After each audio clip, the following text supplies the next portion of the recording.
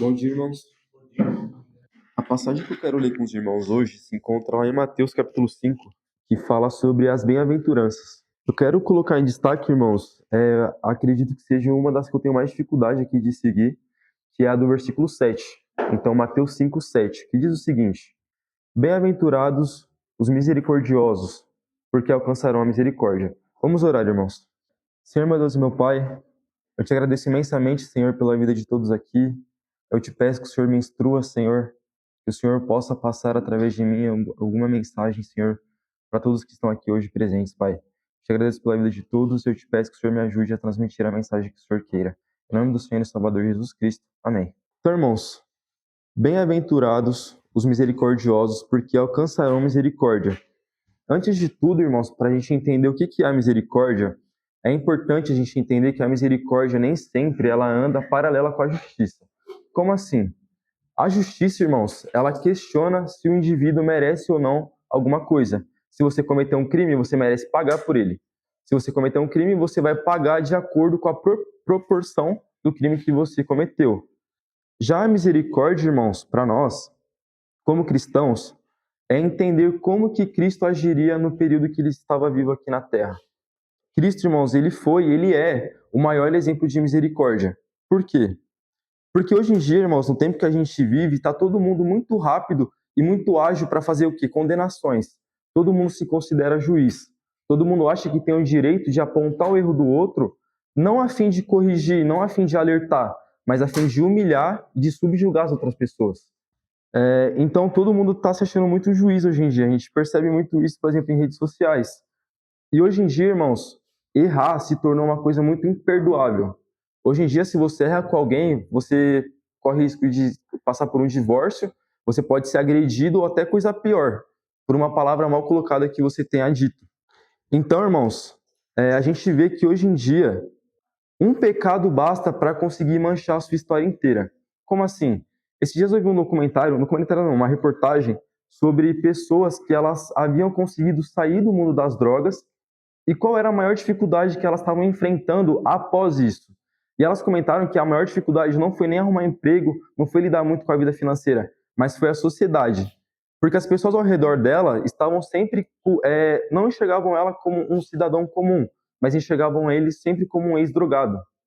Isso a gente vê exemplos na Bíblia também. Quando a gente olha para a Bíblia, irmãos, a gente vê que Cristo, ele nunca olhou para as pessoas pelo pecado que elas estavam cometendo ou pelo pecado que elas haviam cometido. Como assim? Por exemplo, a mulher adúltera, que foi destacado lá em João, capítulo 8. Vamos abrir, irmãos. João, capítulo 8. João, capítulo 8, eu vou ler do verso 1 ao verso 11.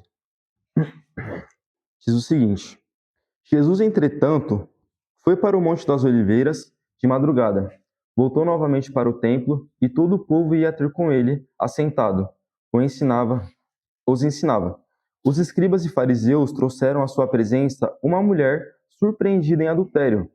E fazendo-a ficar de pé no meio de todos, disseram a Jesus: Mestre, esta mulher foi apanhada em adultério. E na lei nos mandou, Moisés, que tais mulheres sejam apedrejadas. Tu, pois, que dizes? Isto diziam, eles tentando, eles, eles tentando para terem de que o acusar. Mas Jesus, inclinando-se, escrevia na terra com o seu dedo. Como insistissem na pergunta, Jesus se levantou e lhes disse: Aquele que dentre vós estiver sem pecado, seja o primeiro que lhe atire pedra. E tornando a inclinar-se, continuou escrevendo no chão. Mas ouvindo eles esta resposta, acusados pela própria consciência, foram se retirando um por um, a começar pelos mais velhos, até os últimos, ficando só Jesus e a mulher no meio onde estava. Erguendo-se Jesus e não vendo a ninguém mais, além da mulher, perguntou-lhe: Mulher, onde estão aqueles teus acusadores? Ninguém te condenou? Respondeu ela: Ninguém, Senhor. Então disse Jesus: Nem eu tampouco te condeno. Vai e não peques mais. Irmãos, essa mensagem, ela também tem uma coisa muito interessante, porque às vezes a gente acredita que misericórdia é aceitar tudo que é feito conosco. É aceitar tudo. A misericórdia, irmãos, ela não é assim. Jesus nunca chamou o pecado de certo para tentar agradar ninguém. Cristo sempre apontou o erro da pessoa, mas não a fim de humilhar nem subjugar, mas a fim de corrigi-la. E isso é muito interessante porque a gente vê que Cristo fala no final: nem eu tampouco condeno. Só que logo em seguida ele adverte: vai e não peques mais. E isso é muito interessante porque ele não só, como posso explicar? Calma que eu não anotei muito bem essa parte. Mas ele basicamente ele instrui aquela mulher da forma que deve ser feita. Ele não amaciou o pecado que ela fez, mas ele a instruiu da forma correta que ela deveria agir dali para frente. Então, irmãos, a verdade, ela é algo muito interessante porque uma verdade dita sem amor, ela fere. A verdade, nem todos estão prontos para ouvir a verdade. Então, a verdade, quando ela é dita de forma dura, ela machuca. Ela machuca a gente porque nem todos estão preparados para ver o que tem na frente do espelho. Mas a verdade, quando ela é dita com amor e com misericórdia, ela tem uma capacidade de transformação, porque aí a pessoa consegue enxergar onde ela está errando. O grande problema, irmãos, é que muitas das vezes nós somos muito rigorosos com os outros ao nosso redor e nós somos muito pacientes conosco, com nós mesmos. Quando a gente erra com alguém, a gente tenta sempre se explicar. Isso lá no nosso subconsciente, a gente se explica. Eu estava cansado, eu passei por muita pressão. Se eu fui grosso com alguém, aquela pessoa mereceu, ninguém mandou ela falar comigo daquele jeito. A gente tenta sempre se explicar e colocar na balança que o erro do outro justifica o nosso. Só que a gente não pode agir assim.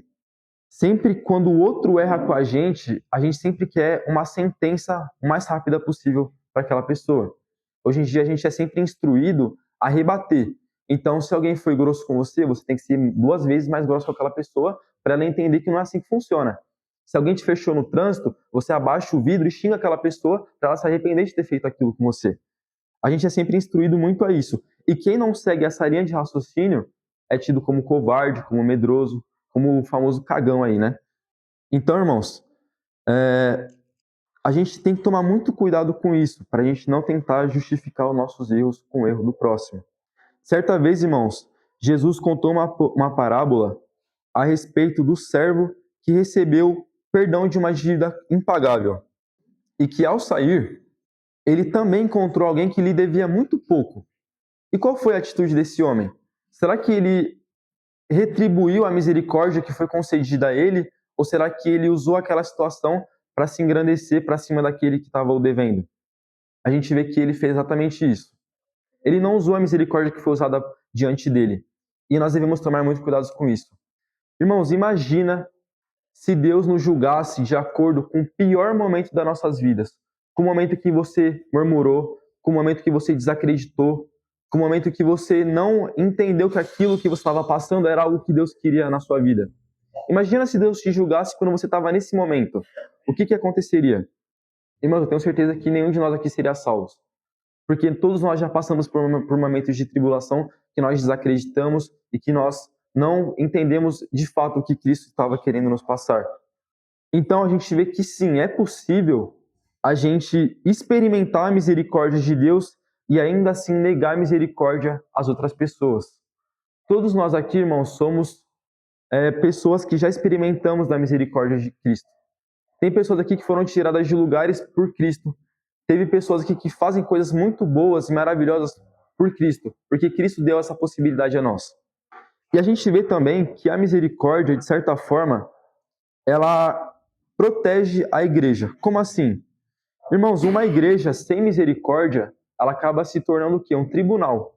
Porque a igreja é um lugar que a gente vem, irmãos, para a gente entender e buscar explicação e buscar conforto na nossa vida, mesmo independente dos nossos pecados. A gente busca o quê? Salvação na igreja. Só que uma igreja sem misericórdia, as pessoas começam a esconder suas dúvidas, a esconder suas lágrimas, escondem as suas fraquezas porque tem medo de julgamento. Mas a igreja, irmãos, nunca foi chamada para ser um lugar onde pessoas perfeitas se encontram. A igreja é um lugar para pessoas totalmente imperfeitas, mas que buscam a Cristo, que buscam e temem a Cristo. Então, irmãos, quando tem falta de misericórdia, irmãos, sobra aparência, e a aparência nunca produziu santidade. Então, irmãos, A maior prova de maturidade espiritual, irmãos, talvez não seja o quanto nós conhecemos a Bíblia, nem o quanto tempo por dia a gente separa para orar, mas talvez, irmãos, seja a maneira com que tratamos quem falhou ao nosso redor. Vamos olhar com mais misericórdia, irmãos, para quem está ao nosso redor e tentar compreender que nenhum de nós aqui é perfeito e que nenhum de nós é totalmente santo. Amém.